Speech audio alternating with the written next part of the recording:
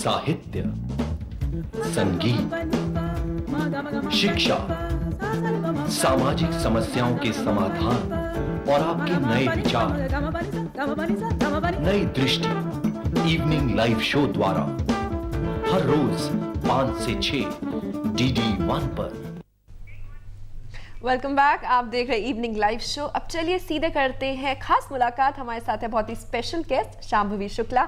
आप है कथक नृत्यांगना। बहुत बहुत स्वागत है आपका। नमस्कार शांभवी जी, यकीनन कथक से आपका जो रिश्ता है उसके बारे में जानना चाहेंगे, लेकिन सबसे पहले आपका नाम शांभवी, इसका क्या मतलब है? शांभवी दुर्गा के 108 नामों में से एक नाम है और उसका शाब्दिक अर्थ होता है शिव की प्रिया।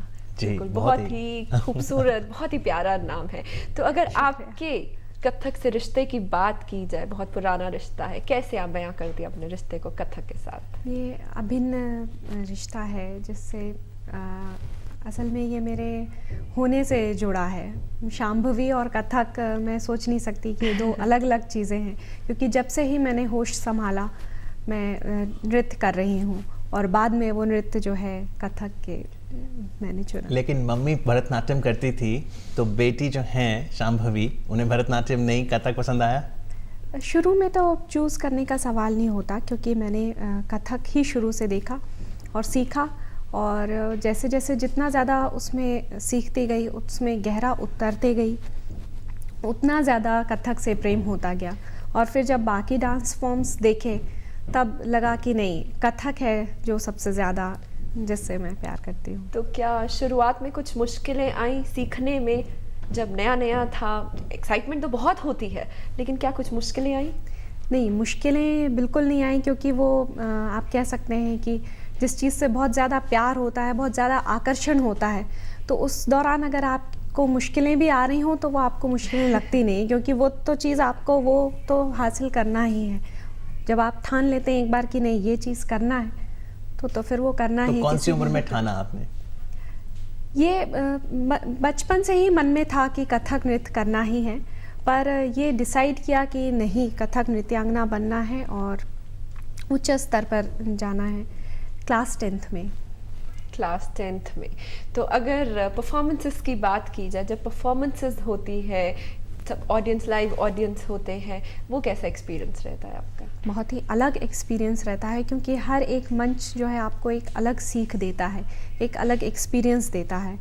और जैसे कि मेरे प्रथम गुरु पंडित प्रेम नारायण गुरु जी और मेरे गुरु जी, वर्तमान गुरु जी पंडित राजेंद्र गंगानी जी, मेरे गुरुओं का कहना है कि जब आप मंच पर जाते हैं तो आप शांभवी नहीं होते हैं। उस वक्त आप जिस किरदार को निभा रहे हैं, अगर आप मीरा का पद कर रहे हैं तो उस वक्त आपको मीरा में ही ट्रांसफॉर्म होना। ये कौन सा किरदार है? ये तो थाट की एक मुद्रा है, थाट चल रहा है, और ये जयपुर घराने का एक विशेष अंदाज है थाट लेने का, जिसको सिरप कहते हैं, सुलभ कहते हैं। तो ये एक विशेषता है जयपुर की।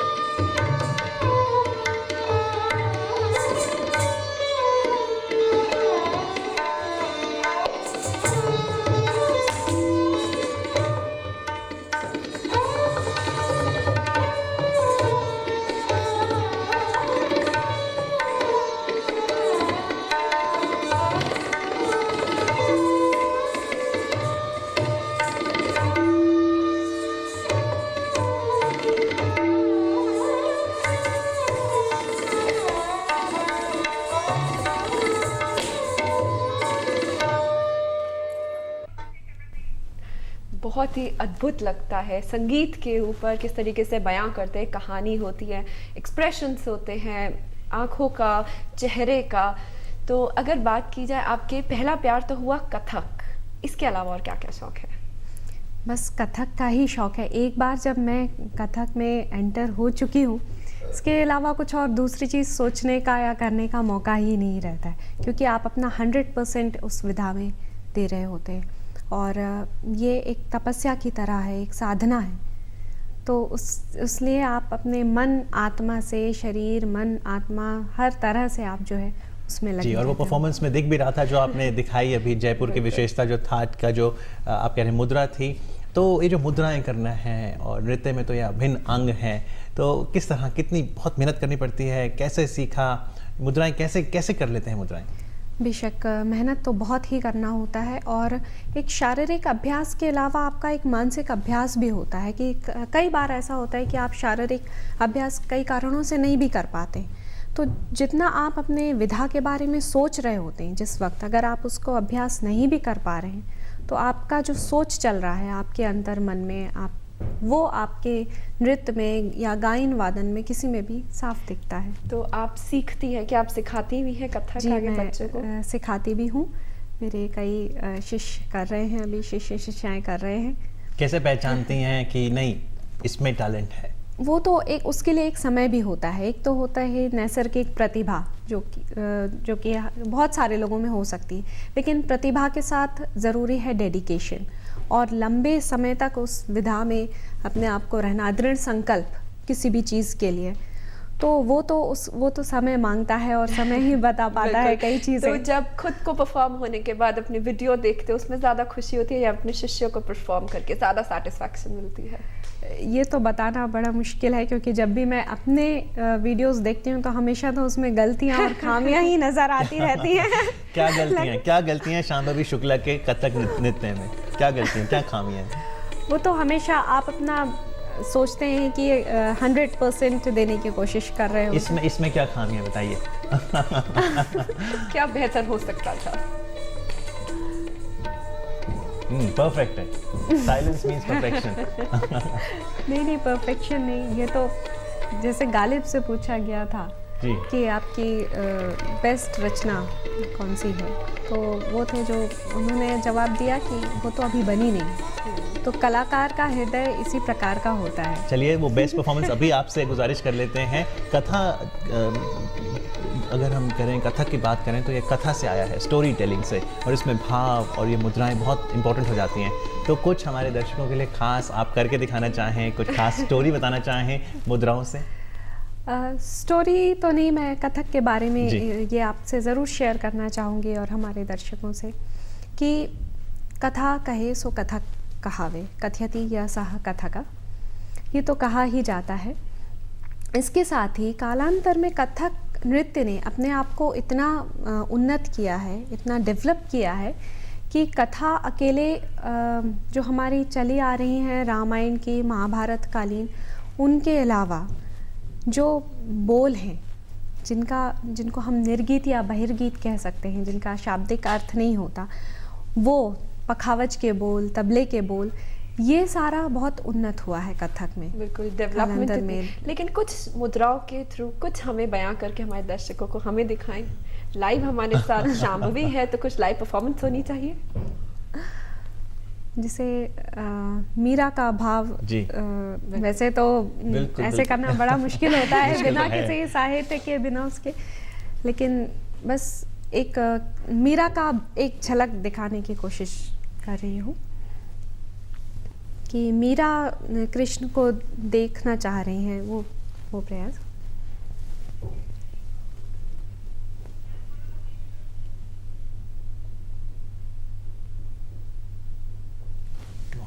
बहुत खूब। मतलब देखने वाले खुद ही उसमें डूब जाते हैं, तो अगर करने वालों की बात की जाए तो वो कितना डीपली सोचते होंगे। ये बात तो है, आपको खुद को भूलकर जो कैरेक्टर है उसमें प्रवेश करना होता है। लेकिन ये नृत्य किस तरह से बदला है, क्योंकि ये तो बहुत पुराना है और कई स्टेजेस से गुजरा है कथक।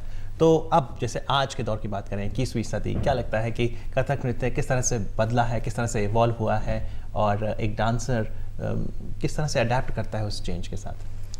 देखिए, जितने भी क्लासिकल आर्ट्स होते हैं, परंपरा में एक ये खूबी होती है कि उसके मूल तत्व जो हैं परंपरा के, वो तो उसमें रहने ही चाहिए। उसके अलावा उन मूल तत्वों के अलावा परंपरा हमेशा एक आपके पास गुंजाइश छोड़ती है एक प्रतिभा के लिए, कि उसमें वो उसी के दायरे में रहते हुए उसमें नया सृजन कर सके। और ये गुंजाइश हमेशा हमारे क्लासिकल आर्ट फॉर्म्स में रहते हैं, चाहे वो गायन हो, वादन हो, नृत्य हो। तो जैसे हर जो एक बड़ा नर्तक होता है उसका अपनी एक शैली होती है, एक अंदाज होता है करने का। वो चीज़ भले ही पुरानी कर रहे होंगे, मूलभूत तत्व वही रहेंगे, लेकिन उसमें एक अलग बात होगी, वही होती सृजन। जैसे हमारे गुरु पंडित राजेंद्र गंगानी जी की अपनी ही एक नृत्य शैली है जी।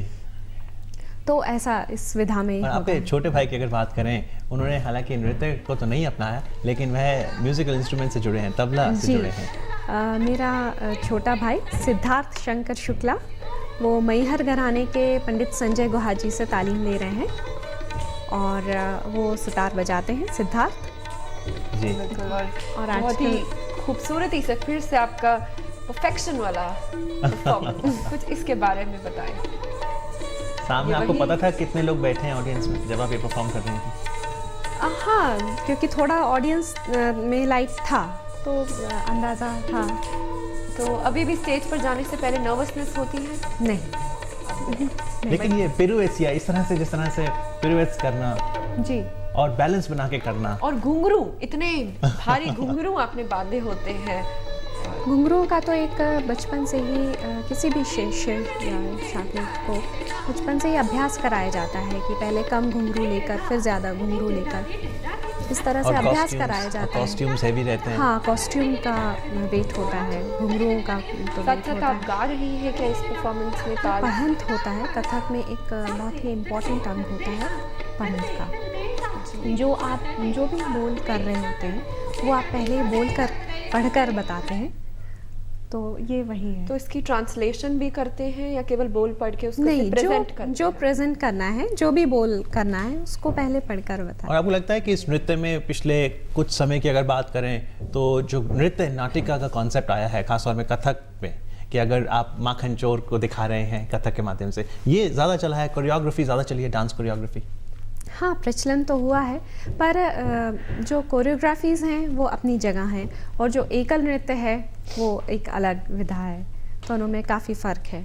और जैसे अमित ने पूछा कि 21वीं सदी के अब शिष्य किस तरीके से अडाप्ट करें, क्योंकि अब तो इतने नए डांस फॉर्म्स आ गए हैं, जैज़, हिप हॉप, जो आजकल लोग ज़्यादा अडाप्ट करते हैं, लेकिन कथक या फिर कोई भी सांस्कृतिक नृत्य बोले, उसके एक अपनी ही पहचान है। तो किस तरीके से वो अडाप्ट कर रहे हैं आज के नृत्य को? आज जो भी लोग सीखने आते हैं, एक आज की प्रॉब्लम है कि धैर्य की कहीं ना कहीं कमी हो गई है। वो इसलिए क्योंकि हर चीज़ का हम पहले रिज़ल्ट देखते हैं कि हम ये काम करेंगे तो इसका हमको ये रिज़ल्ट मिलेगा, और कैलकुलेशन से चलना चाहते हैं। जब आप किसी भी विधा में जाते हैं, ये विधाएं जो हैं, ये साधना है, ये उसमें गहरे डूबने की विधाएं होती हैं, ये आगे बढ़ने की, किसी चीज़ को पा लेने की, और वो नहीं होती। ये ऐसा है कि आप अपने आप का स्व अध्ययन कितना कर पा रहे हैं, उस कला में कितने गहरे उतर पा रहे हैं। बिल्कुल। हाल ही में शांभवी जी, मैं इंदिरा गांधी राष्ट्रीय कला केंद्र में पंडित बिरजू महाराज की एक परफॉर्मेंस देख रहा था, और शुरू करने से पहले उन्होंने घुंघरू की थाप तो देखी, चेक की, और उसके बाद उन्होंने ऑडियंस को कहा, जैसा हम नृत्य आपका देख रहे हैं, तो जब नृत्य की बात हुई उन्होंने कहा कि मैं 10 मिनट भी परफॉर्म कर सकता हूँ, आधे घंटे भी, और पूरी रात भी। तो डिपेंड करता है ऑडियंस पे और वो डूबने पे, तो वो जज्बा देखते ही बनता था। वही आपका नृत्य है, हाँ, देखते ही बनता है, जज्बा देखते ही बनता है। तो जब आप नृत्य करते हैं तो क्या आप घंटों इस तरह से डांस कर सकती हैं? बिल्कुल।